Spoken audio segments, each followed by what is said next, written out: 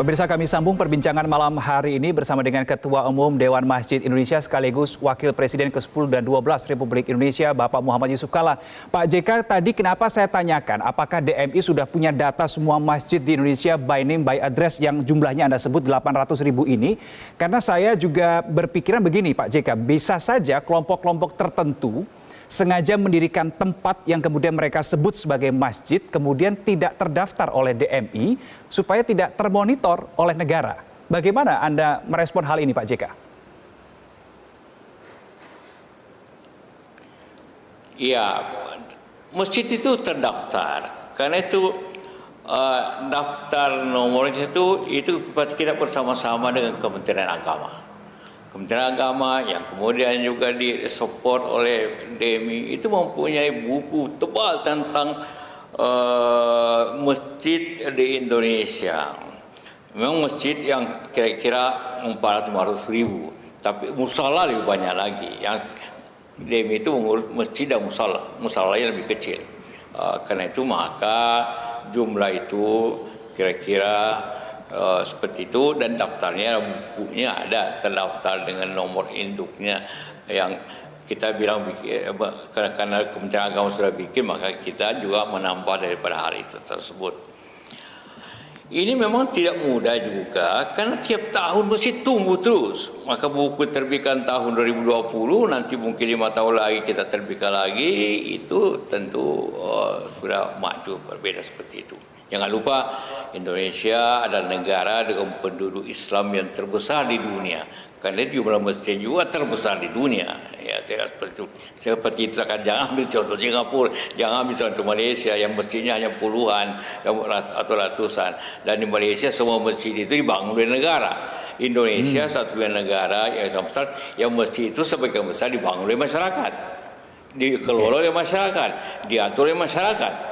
Kalau di Malaysia pengurus masjid itu pegawai negeri, jadi gampang diatur. Di Malaysia itu jamaah khutbah Jumat itu seragam. Di Indonesia tidak bisa seperti itu. Itu perbedaannya yang mutlak. Sekarang itu jangan diambil contoh seperti itu. Apalagi negara-negara Arab, semua masjid itu dikelola pemerintah dan khotibnya di pegawai negeri semuanya. Jadi jangan disamakan seperti itu kondisinya.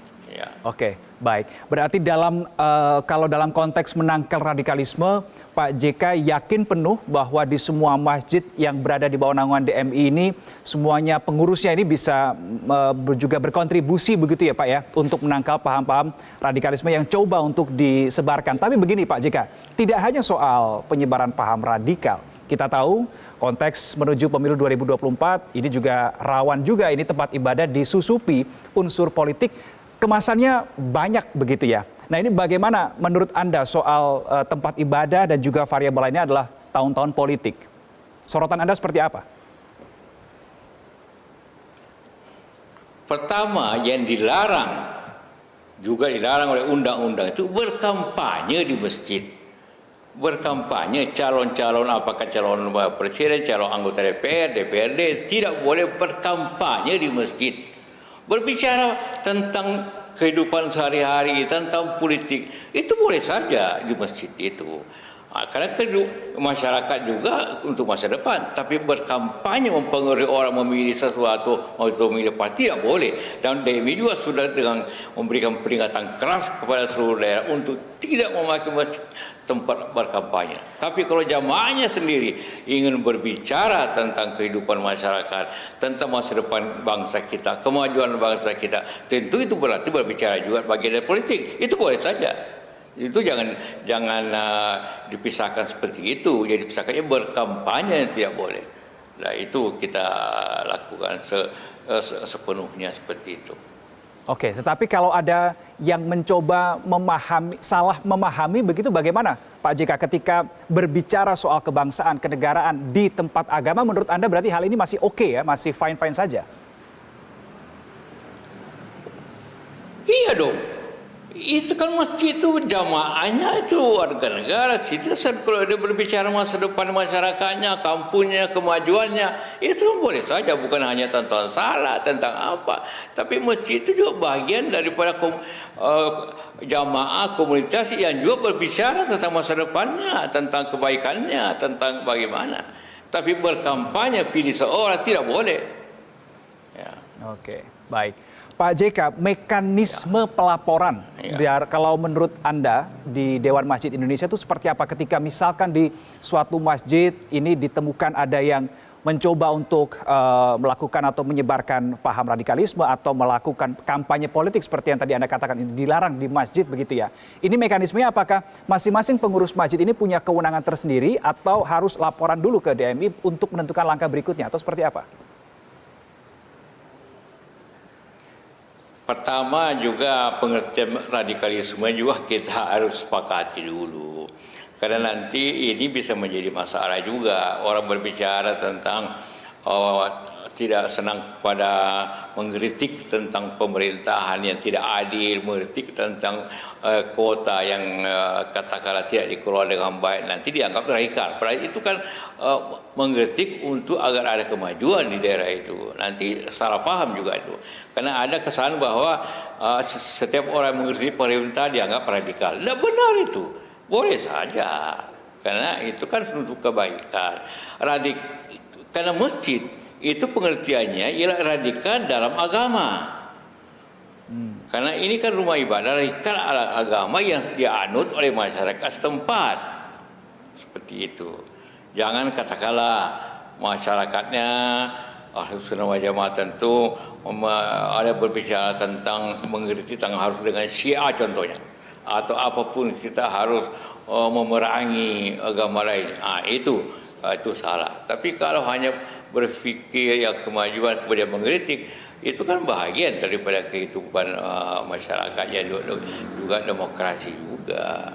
Jadi kita dulu samakan pengertian, jangan asal radikal. Hanya berbicara mengkritik, itu dianggap radikal. Itu kan keliru juga, itu berbahaya juga justru. Oke, baik. Pak JK, saya teringat ada program sertifikasi penceramah kalau untuk di masjid ya. Menurut Anda ini berdampak tidak untuk menangkal sebaran paham radikalisme yang muaranya ke terorisme gitu ya, atau muatan-muatan politik? Berfungsi tidak sertifikasi ini? Sangat tidak berfungsi, karena itu kan di agama Islam itu, apalagi Islamnya tidak bicara tentang agama lain. Kalau Islam itu yang namanya ustadz, kiai, penceramah itu dipilih masyarakat, bukan karena dia sekolah ini, dia berpangkat ini, maka dia kiai, dia khotib. Tidak. Berdasarkan bahwa dia mempunyai kemampuan yang baik dan disepakati oleh masyarakat, maka dia menjadi ustaz, dia menjadi kiai. Ulama itu tidak ada kriterianya terkecuali bahwa dia mampu untuk tersebut, dan masyarakat sendiri yang mengangkat seperti itu. Karena itu tidak mungkin ada sertifikasi oleh pemerintah bahwa ini boleh. Sekali lagi, di Malaysia iya, di Singapura iya, di negara Arab iya. Karena semua rumah ibadah dibangun oleh pemerintah dan dikelola oleh pemerintah. Tapi di Indonesia oleh masyarakat.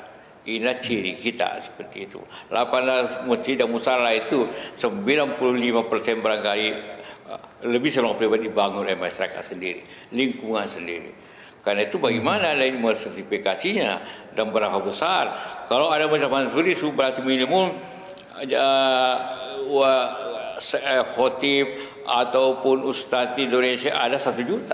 Bagaimana cara Anda mengawasi 1 juta, mensertifikasi 1 juta? Masyarakat yang menentukan seperti itu. Inilah ciri Islam di Indonesia. Berbeda memang dengan masyarakat lain. Jangan disamaratakan seperti itu. Baik, karena beda dengan Malaysia, beda dengan Singapura, bahkan dengan Arab Saudi sekalipun, maka pendekatannya juga harus berbeda ya, Pak JK, menurut Anda kalau di Indonesia. Baik. Oke, baik, terima kasih Ketua Umum Dewan Masjid Indonesia sekaligus Wakil Presiden ke-10 dan 12 Republik Indonesia, Bapak Muhammad Yusuf Kala, sudah berbagi informasi bersama kami di Prime Time News. Selamat malam, Pak JK. Jelajahi cara baru mendapatkan informasi. Download Metro TV Extend sekarang.